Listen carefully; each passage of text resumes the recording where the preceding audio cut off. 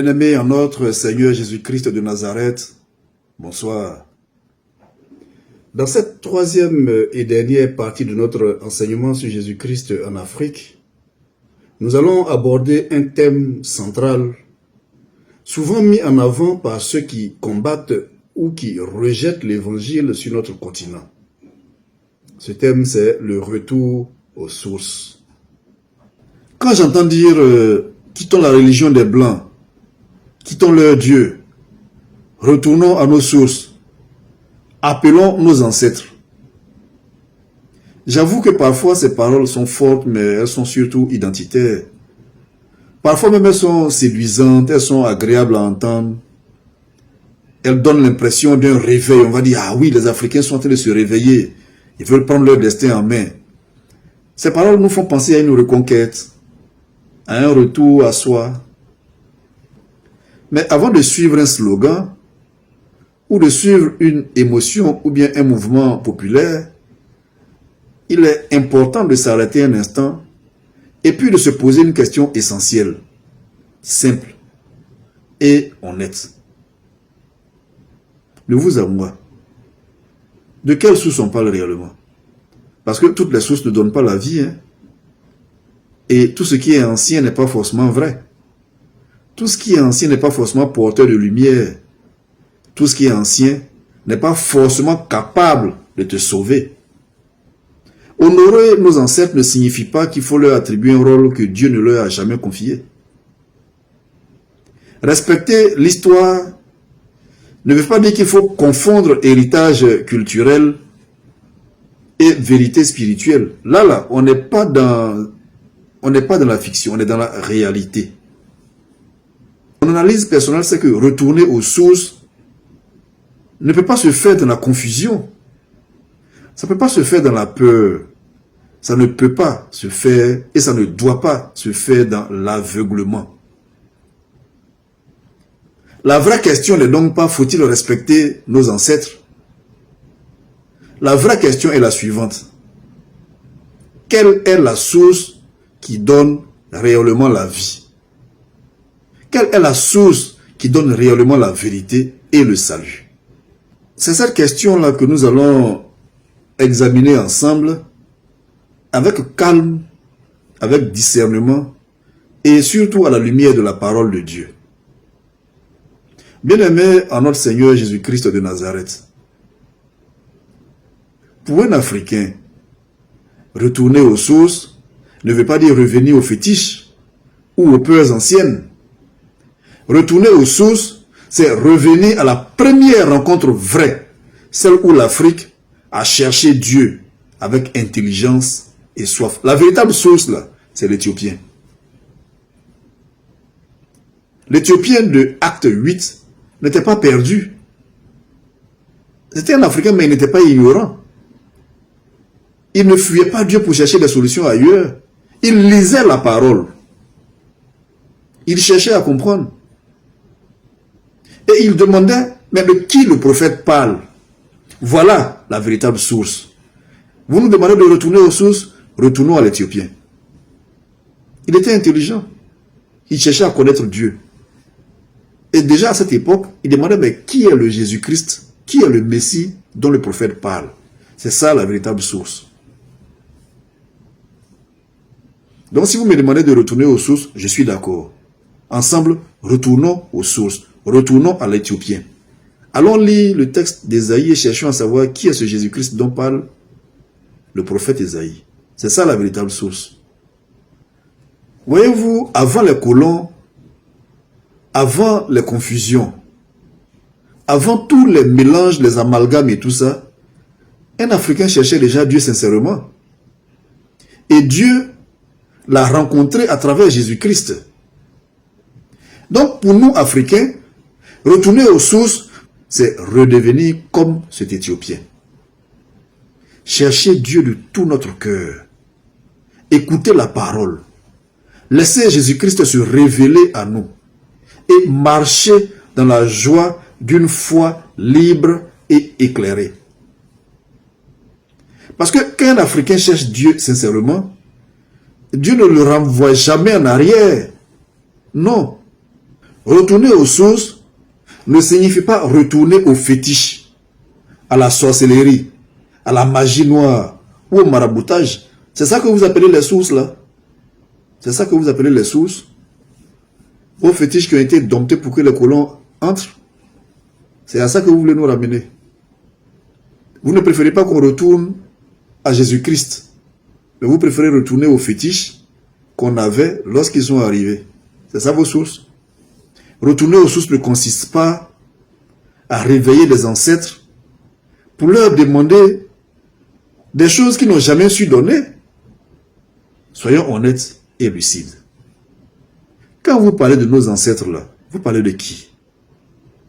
Mais je vais vous dire, quand vous parlez de retourner à nos ancêtres là, on parle simplement de personnes de nos familles qui ont vécu avant et qui sont décédés il y a très longtemps. C'est cela qu'on appelle nos ancêtres.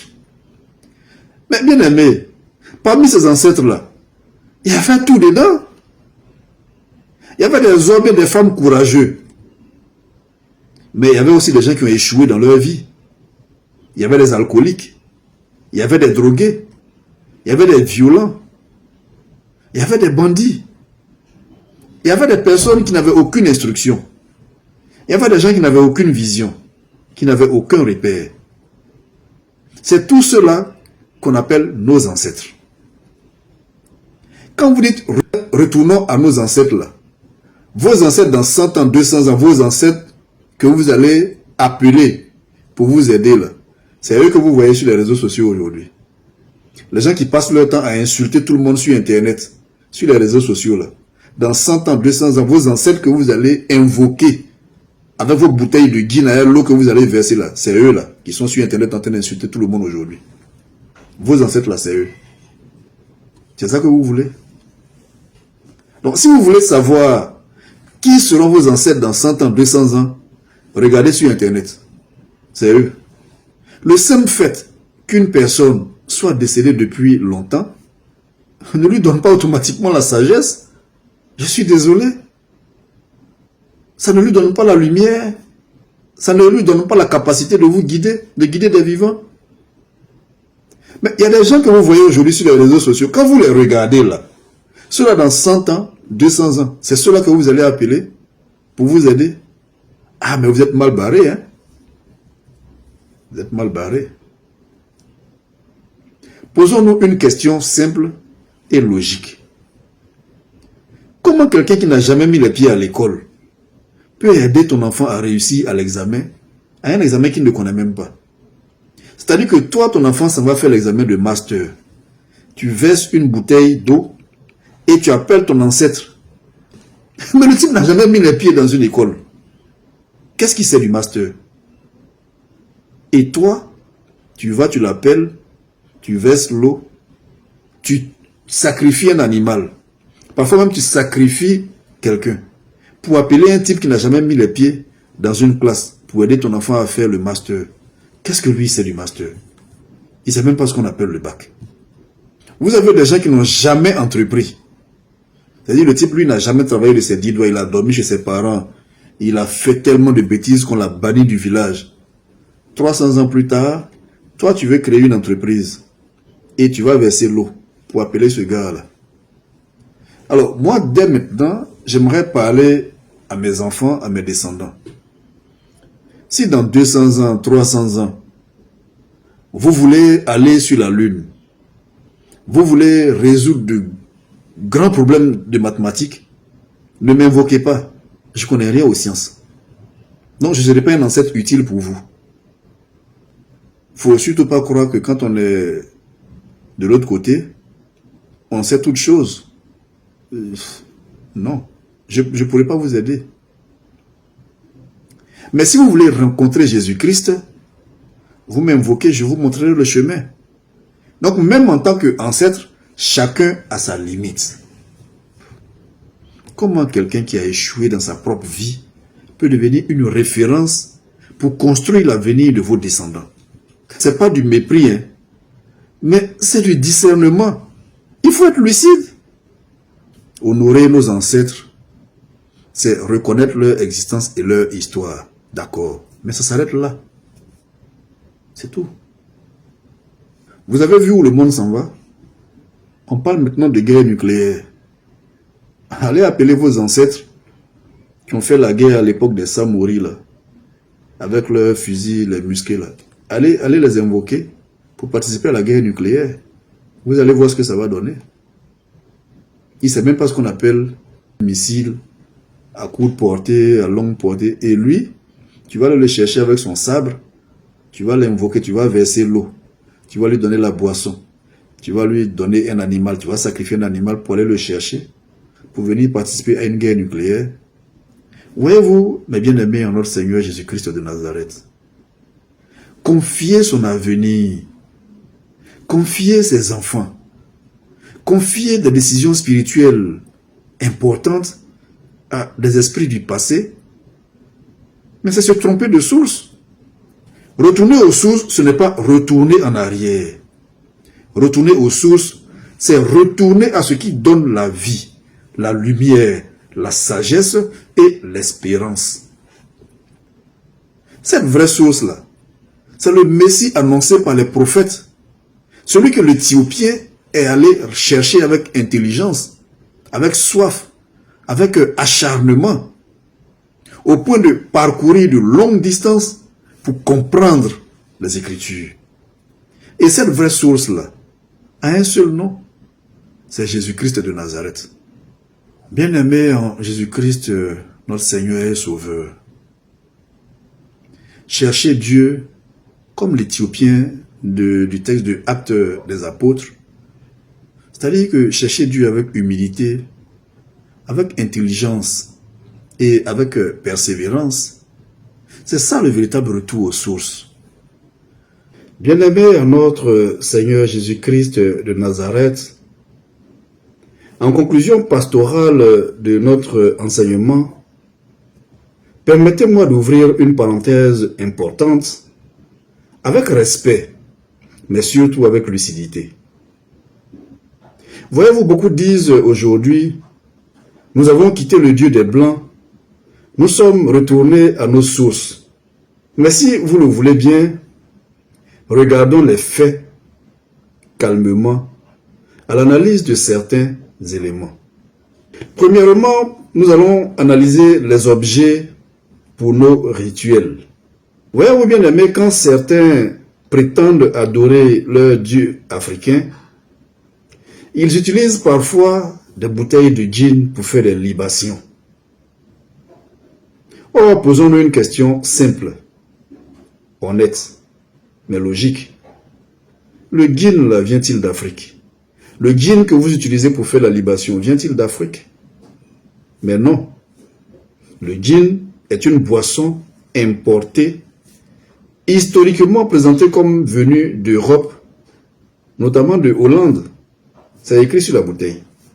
Autrement dit, pour retourner aux sources, on utilise un produit étranger, fabriqué ailleurs, introduit par la colonisation pour invoquer nos ancêtres.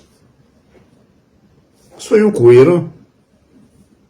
Comment peut-on dire qu'on est retourné aux sources tout en invoquant des dieux avec des éléments venus de l'extérieur?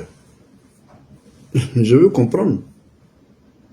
Comment peut-on rejeter Jésus-Christ comme Dieu étranger tout en appelant nos propres divinités avec de l'alcool venu de l'étranger?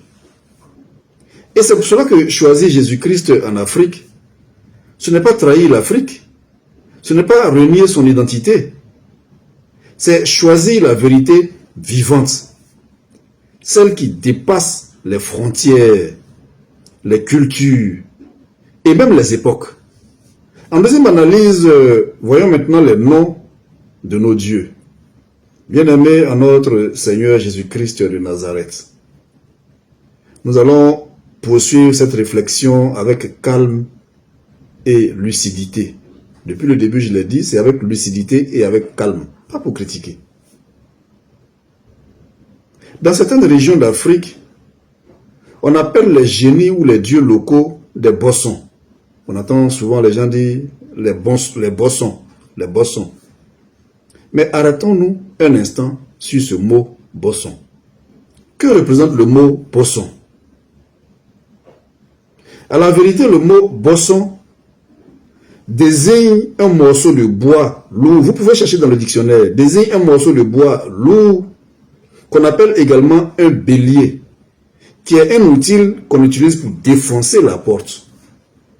Vous voyez, quand parfois vous regardez dans les films, les policiers s'en vont arrêter le bandit, ils doivent casser la porte et ils ont un morceau de bois qu'ils balancent comme ça et ils frappent la porte avec. C'est ça qu'on appelle le bosson.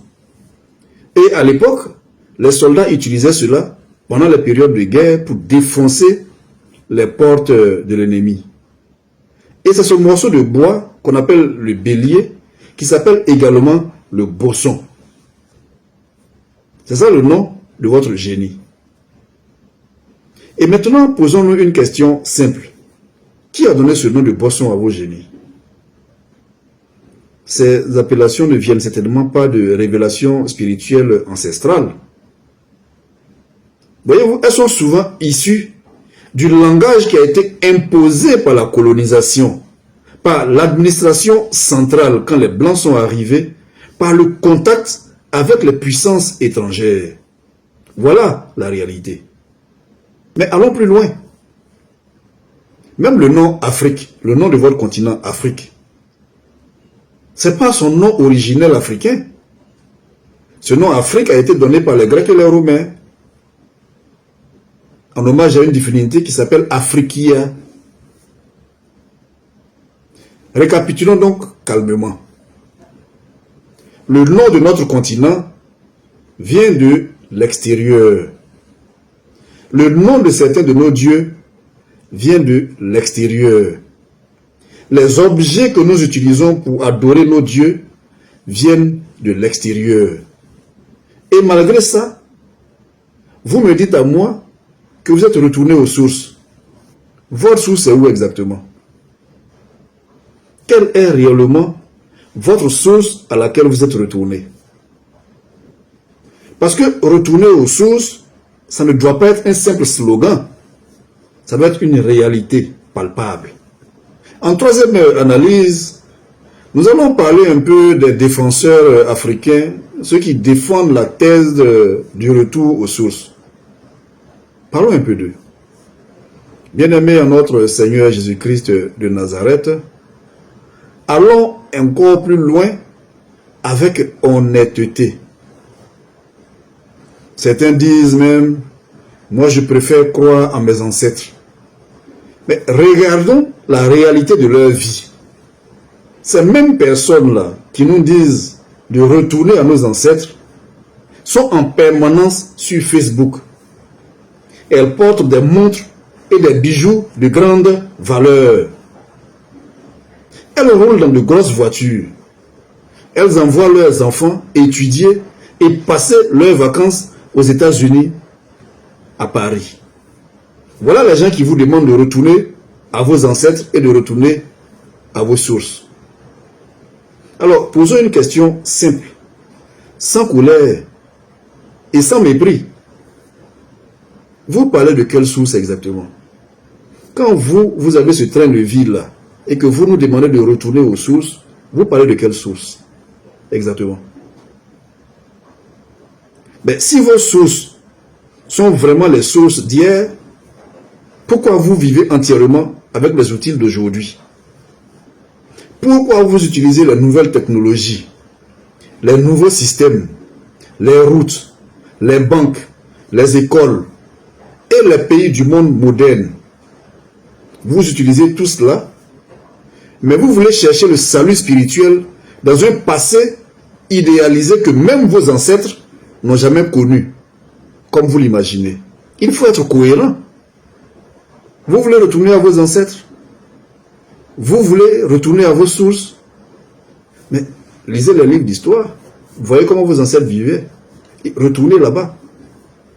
Retourner aux sources ne veut pas dire refuser la vérité. Retourner aux sources ne veut pas dire fuir la lumière. Retourner aux sources ne veut pas dire se raconter des histoires. Parce que vous nous racontez des histoires. Toi, tu vas aux États-Unis. Tu as ton téléphone en main, tu fais selfie sur Facebook pour nous montrer que tu es aux États-Unis, tu es en France, tu es à Londres, tu es au Canada. Tu nous montres tout ça. Tu vas même avec ton téléphone. Tu fais un selfie au pied de l'Arc de Triomphe à Paris. Et de là-bas, tu nous demandes de renier ces choses et de retourner à nos ancêtres. En fait, de qui on se fout en fait? La vraie source en réalité n'est pas celle qui flatte l'orgueil. La vraie source est celle qui transforme le cœur. La vraie source est celle qui donne la vie. Et cette source a un nom. Tout le monde connaît le nom. Vous-même, vous connaissez le nom. Mais vous faites exprès. Cette vraie source-là a parlé hier. Elle parle aujourd'hui encore. Et elle parlera encore demain. Cette source s'appelle Jésus-Christ de Nazareth. Parce que, voyez-vous, Jésus-Christ est le même hier. Il est le même aujourd'hui. Il est le même éternellement. Mais bien aimé en notre Seigneur Jésus-Christ de Nazareth. En quatrième analyse, nous allons voir un mot que des gens utilisent ces derniers temps pour se donner bonne figure.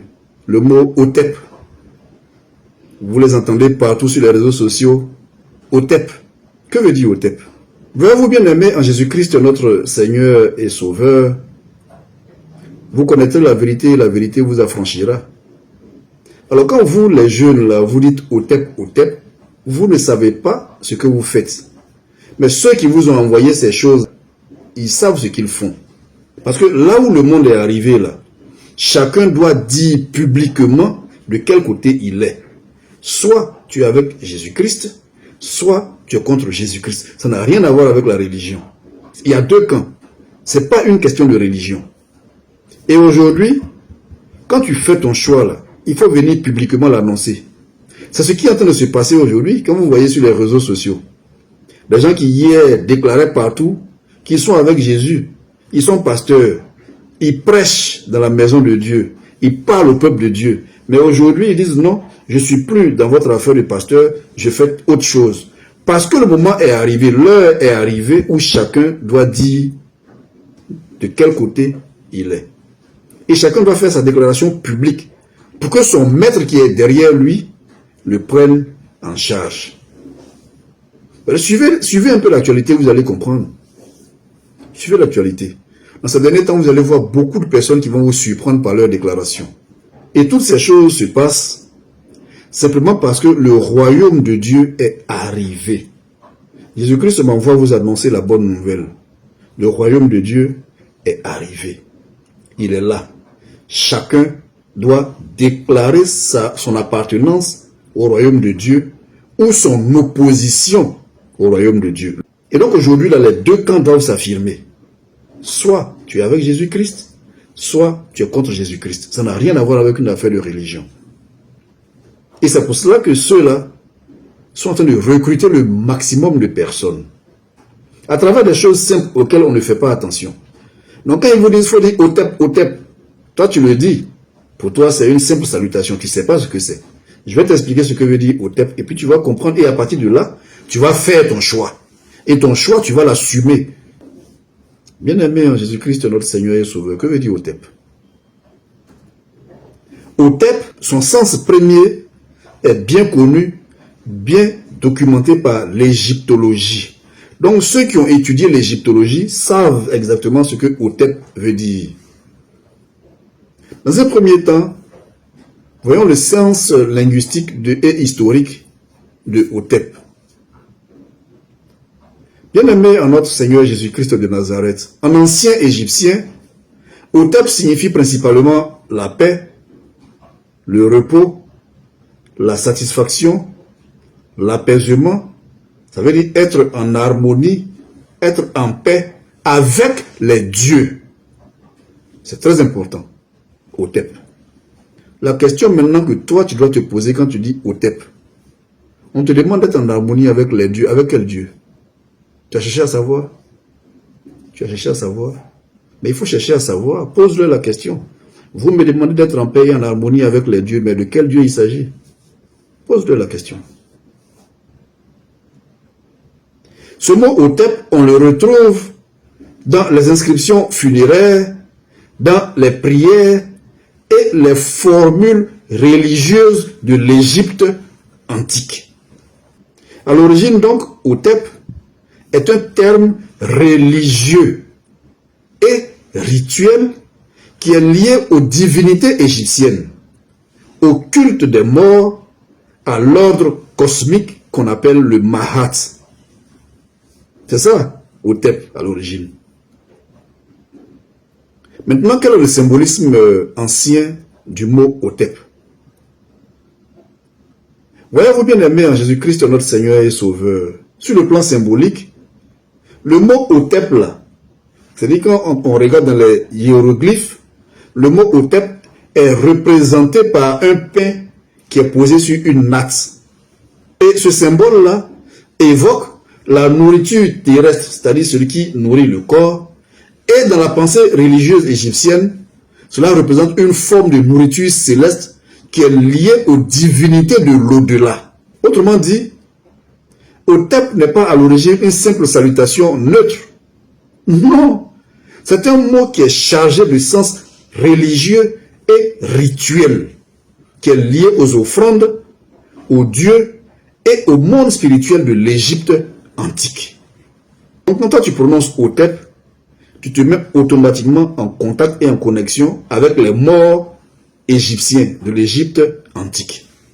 Il faut que tu saches pour que tu fasses vraiment ton choix. Pourquoi certaines personnes utilisent ce mot Hotep aujourd'hui? Mais aujourd'hui, on remarque que certains mouvements dits afrocentristes ou spirituels utilisent le mot Hotep comme une salutation identitaire pour pouvoir se reconnaître, pour dire paix à toi, je me reconnecte aux traditions anciennes, je rejette les religions étrangères, je retourne aux sources africaines. Ce sont les explications qu'ils donnent, hein. Mais il faut être clair. Contrairement à tout ce qu'ils vont vous raconter, le mot Hotep n'est pas neutre spirituellement. Il est chargé d'un héritage religieux précis. Et cet héritage est lié aux divinités égyptiennes antiques, aux pratiques spirituelles pré-chrétiennes, c'est-à-dire les pratiques spirituelles que les gens faisaient avant que la religion chrétienne ne vienne. Et ce mot est lié à une vision du monde qui est différente de la Bible.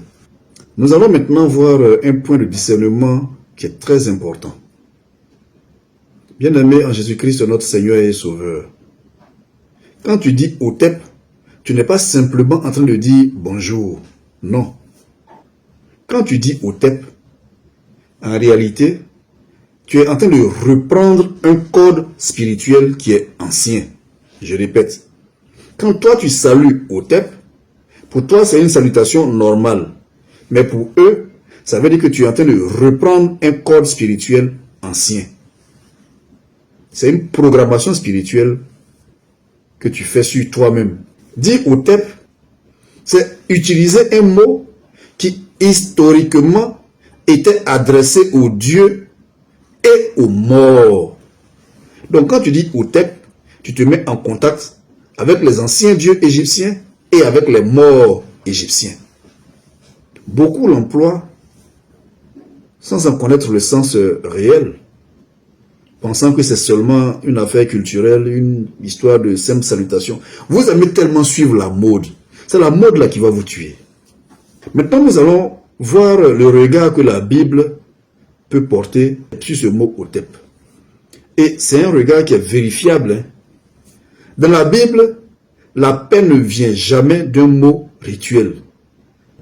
Vient d'une personne. Et cette personne s'appelle Jésus-Christ.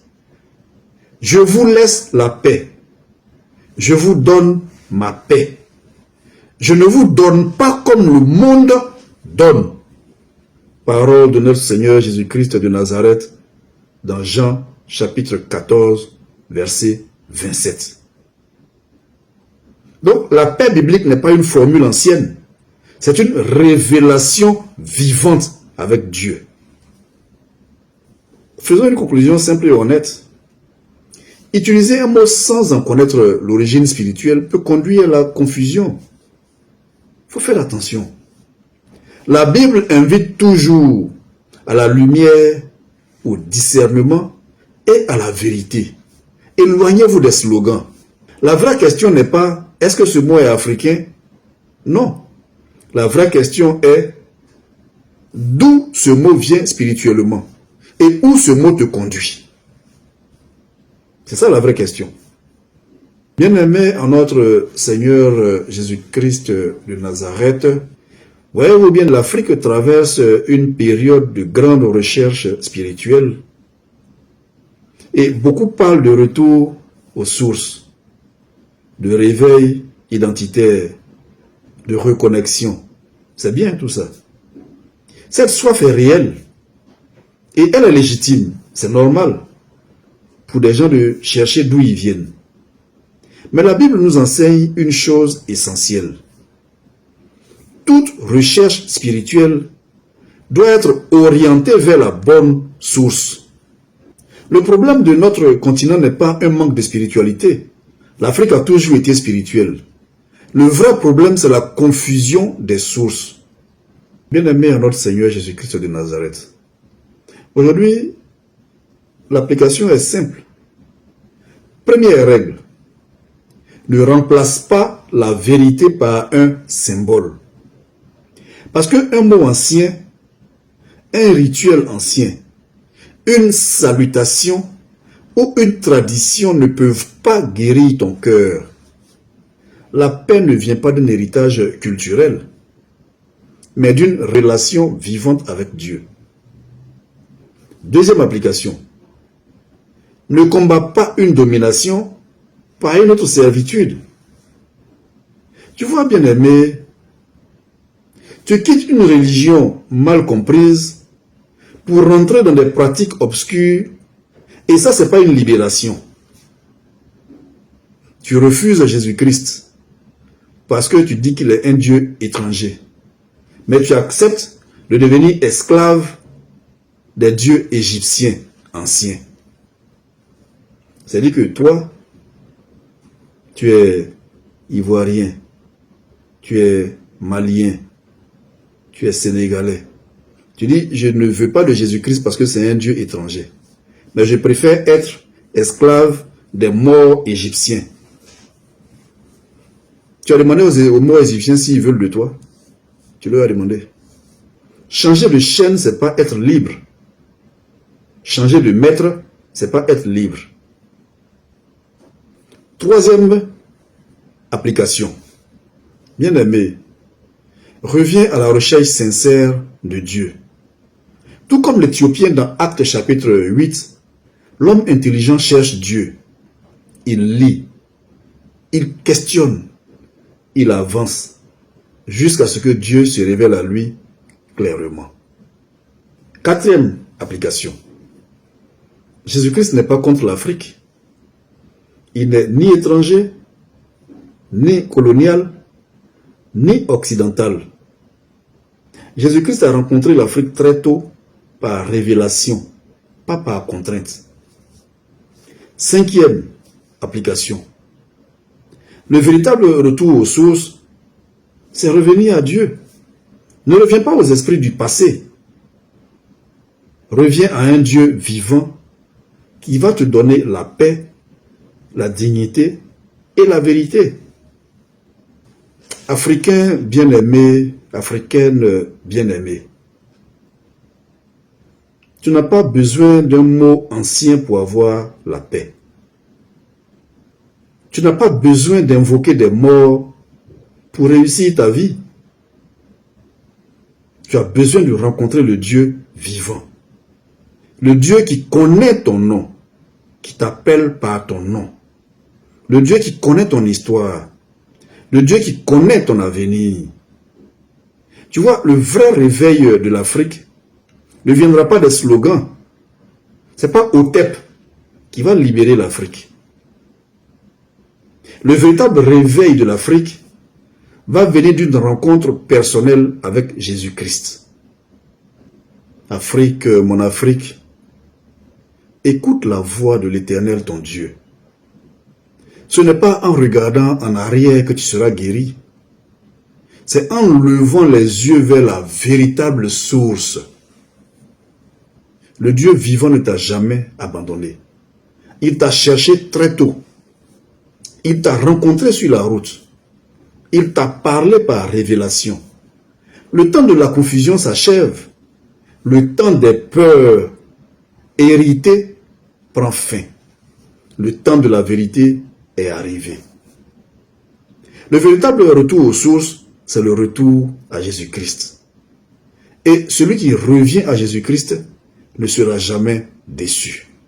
Fais ton choix et déclare publiquement ton choix aujourd'hui. Dis, je choisis Jésus-Christ. Je suis un Africain, mais je choisis Jésus-Christ. Au nom puissant de Jésus-Christ, j'ai parlé. Mes bien-aimés en notre Seigneur Jésus-Christ de Nazareth, j'ai eu une grande joie à partager avec vous ces paroles d'édification et de vie. Ce fut un réel privilège de cheminer avec vous à travers cet enseignement. Je me réjouis déjà à l'idée de vous retrouver très bientôt pour d'autres moments de partage, d'enseignement et de croissance spirituelle par la grâce de l'Éternel notre Dieu. D'ici là, que notre Seigneur Jésus-Christ de Nazareth vous garde, qu'il protège vos cœurs, qu'il éclaire vos pas et qu'il vous conduise chaque jour dans sa paix. Que Dieu vous garde abondamment par le nom puissant de notre Seigneur Jésus-Christ de Nazareth. Amen, amen, amen.